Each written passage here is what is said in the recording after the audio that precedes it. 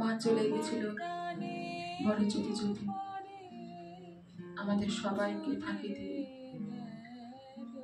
আমি তখন মাঝ আকাশে বোম্বে থেকে কলকাতায় ফিরছি।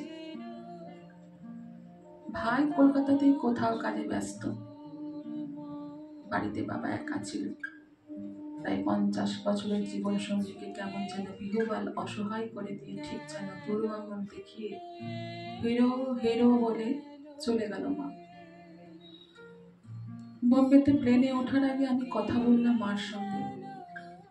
প্লেন ঠিক সময় ছাড়ছে মা, 7টা নাগাদ গাড়ি পাঠিয়ে দিও। কি খাবি রাত্রে? ভাতে ভাত করে রাখবো। মা জানতো বেশ কয়েকদিন বাইরে কাটিয়ে ফিরলে বাড়িতে ভাতে ভাতটা আমার কাছে অমৃত। প্লেন থেকে নামলাম দমদমে, গাড়িতে উঠলাম, যথারীতি ফোন করলাম বাড়িতে। পৌঁছে গেছি, আসছি। প্রভাতী নার্স ফোনটা ধরল। আমি শুনতে পেলাম কেমন যেন আতঙ্কিত গলায় অবাক হয়ে ডাকছে বাবাকে। বাবা, দাদা এসে গিয়েছে। যেন কোনো সর্বনাশের খবর। গোবিন্দ বহু বছর আমাদের গাড়ি চালায়, ওই এসেছিল আমায় নিতে। গোবিন্দ জানতো সব, আমাকে কিছু বলেনি। বাবা বলতে মানা করে দিয়েছে। গাড়িতে কেমন যেন থমথমে ভাব, খচখচ করছে মনটা। কেন যে ঘুরাচ্ছে বারে বারে। বাইপাসে গাড়ি থামালাম। মা আছে না নেই?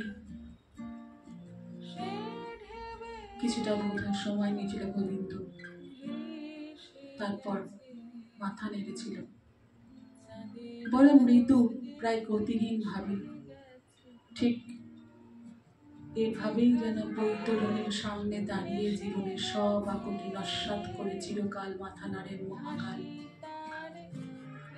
গাড়ির সিনেমাস্কোপ কাঁচে স্লো মোশনে ধরা রইল সেই মাথা নাড়া। বাইরে আলোয় গোবিন্দ মুখের রেখায় লজ্জা সংকট অপ্রস্তুত। চোখের সামনে বাইরে চলমান জোনাকিরা প্রথমে ঝাপসা হলো, তারপর স্তব্ধ হলো, তারপর যেন নিভে গেল চারপাশটা ধূসর অন্ধকারে ঢেকে দিয়ে। বাড়ি ফিরলাম। মা মার বিছানায় নিজের জায়গাটিতে শুয়ে, চোখ বন্ধ। আমি মার গায়ে দুটো হামি দিলাম।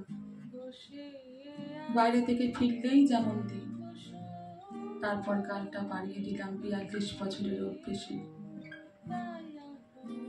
মা হামি দিল না।